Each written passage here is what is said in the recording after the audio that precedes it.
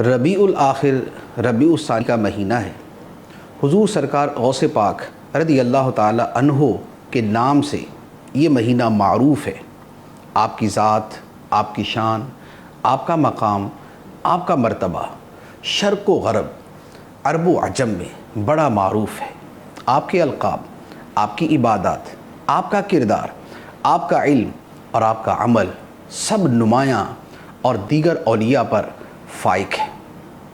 آپ کی ذات کے بارے میں اتنا کہہ سکتے ہیں کہ پیر پیراں میر میراں، پیر لسانی، پیر دستگیر، فرد الافراد، سید الاسیاد، تاج الاوتاد، قطب الاقطاب، مرجع الابدال، برہان ہدایت، مرجع ولایت، مرکز غوثیت، محور قطبیت، زعیم العلماء، سید الاولیاء، امام النجباء، سید الاتقیاء، سلطان الاصفیاء، نجیب الطرفین، غیاث الدارین، غوث الثقلین، غوث الاغواث، الغوث الاعظم، محبوب سبحانی، قطب ربانی، شہباز لامکانی، قندیل نورانی، غوث سمدانی، محی الدین، سیدنا سید ابو محمد عبد القادر الحسنی والحسینی رضی اللہ عنہ وارضاہ عنا وجزاہ اللہ عنا وعن جمیع المسلمین احسن الجزاء۔ یہ آپ کے القاب میں سے چند القاب ہیں جو میں نے عرض کیے ہیں۔ سرکار غوث پاک رضی اللہ تعالی عنہ یکم رمضان المبارک 470 سن ہجری میں پیدا ہوئے، اور آپ کی شان کیا تھی؟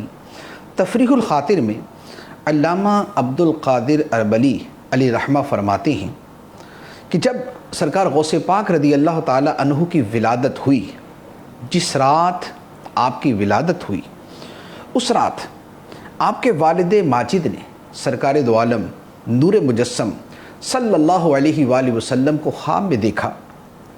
آقا کریم صلی اللہ علیہ وآلہ وسلم نے ارشاد فرمایا، یا ابا صالح اعطاک اللہ ابنا وہو ولی و محبوبی و محبوب اللہ تعالی وسیکون له شان فی الاولیاء والاقطاب کشانی بین الانبیاء والرسل۔ اے ابو صالح، یہ غوث پاک کے والد گرامی کی کنیت ہے۔ فرمایا، اے ابو صالح، اللہ نے تجھے ایک بیٹا عطا فرمایا ہے، وہ ولی ہے، میرا محبوب ہے اور اللہ کا محبوب ہے، اور اس کی شان اولیاء اور اقطاب کے درمیان ایسی ہوگی جیسے میری شان نبیوں اور رسولوں کے درمیان ہے۔ یہ آپ کی پیدائش پر بشارت ملی آپ کے والد ماجد کو سرکار دو عالم صلی اللہ علیہ وآلہ وسلم کی طرف سے۔ سرکار غوث پاک رضی اللہ تعالی عنہ کے فضائل کی جہتیں بے شمار ہیں۔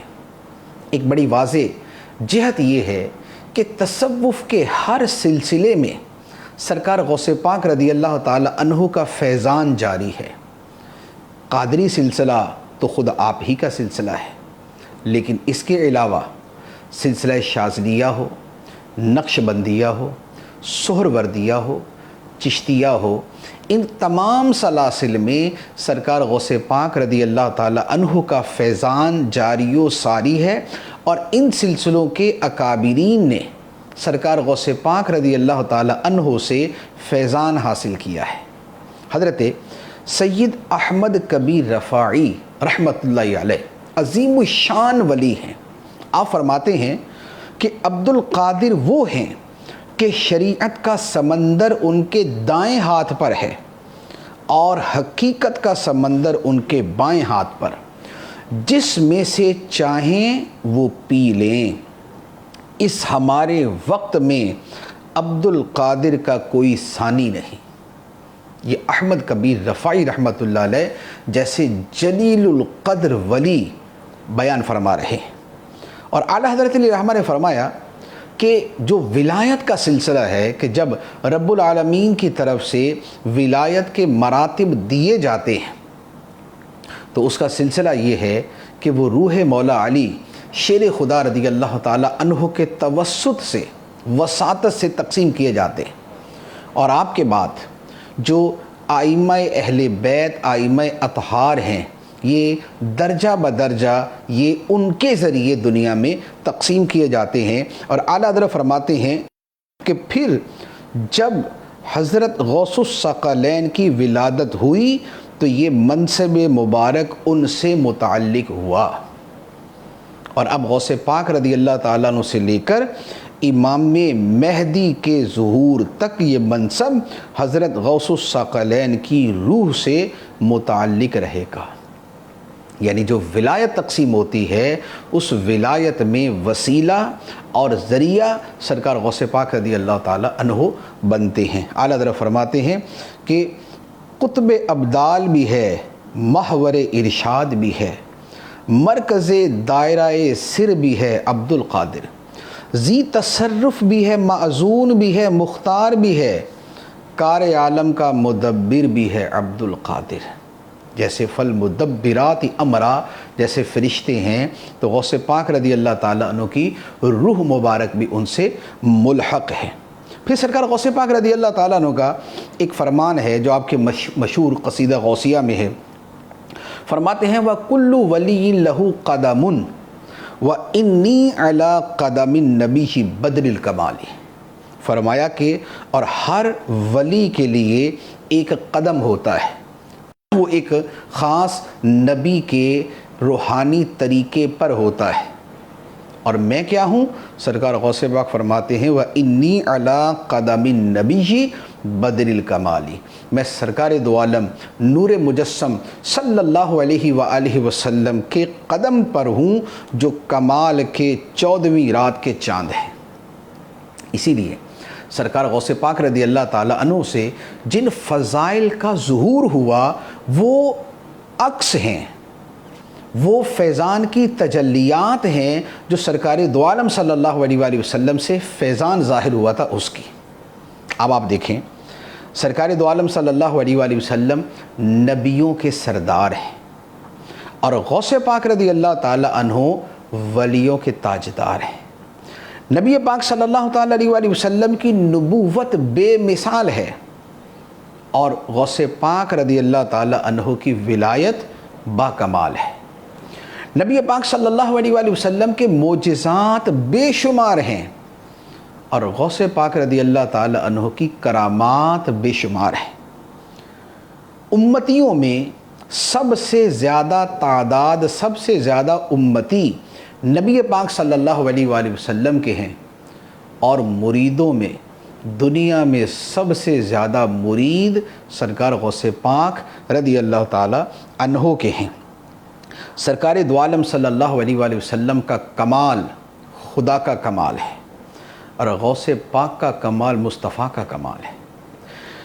نبی پاک صلی اللہ علیہ وآلہ وسلم کو دیکھ کر خدا یاد آتا ہے، اور غوث پاک رضی اللہ تعالیٰ عنہ شبیہ مصطفیٰ ہیں، آپ کو دیکھ کر مصطفیٰ کریم صلی اللہ علیہ وآلہ وسلم یاد آتے ہیں۔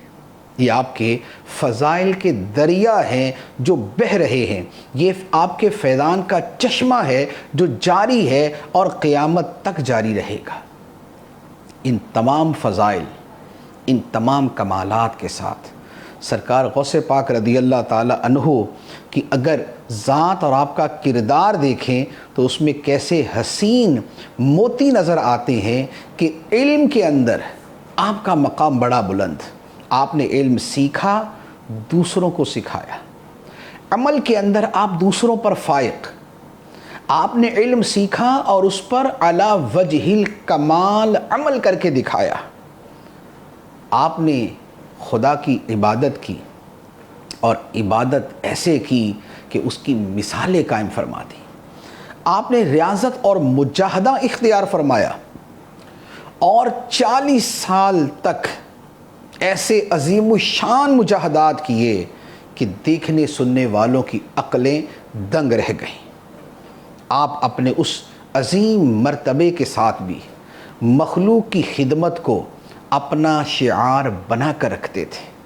اپنے اس مقام و مرتبے کے ساتھ آپ نے دین اسلام کی خدمت، اسلام کی ترویج، نیکی کی دعوت اور برائی سے ممانعت کو اپنی پوری زندگی کا حصہ بنا کے رکھا۔ لہٰذا غوث پاک شیخ عبد القادر جیلانی قدس سرہ النورانی کے ماننے والوں کو حصول علم میں آپ کی پیروی کرنی چاہیے، عمل کی زندگی میں آپ کی پیروی کرنی چاہیے، عبادت و ریاضت میں آپ کے نقش قدم پہ چلنا چاہیے، خدمت خلق میں آپ کا طریقہ اپنانا چاہیے، اور دین کی خدمت اور نیکی کی دعوت میں آپ کی سنت کو اپنانا چاہیے۔ 11 ربیع الثانی 561 ہجری کو 91 سال کی عمر میں سرکار غوث پاک رضی اللہ تعالی عنہ کا وصال ہوا۔ بغداد شریف میں مزار، اور سبحان اللہ دنیا بھر کے مسلمانوں کے دل بغداد شریف کی طرف جھکتے ہیں۔ تو ہر 11ویں شریف کو اور بطور خاص ربیع الثانی کی جو 11 تاریخ ہے، اس میں آپ کے ایصال ثواب کے لیے، آپ کی خدمت میں ثواب کا ہدیہ اور تحفہ پیش کرنے کے لیے کچھ نہ کچھ اہتمام ضرور کریں۔ کچھ تلاوت، صدقہ، ذکر، درود پاک اور عبادت کا کوئی طریقہ اختیار کر کے ایصال ثواب کریں۔ اللہ تبارک و تعالی ہمیں عمل کی توفیق عطا فرمائے۔ آمین بجاہ النبی الامین صلی اللہ علیہ وسلم۔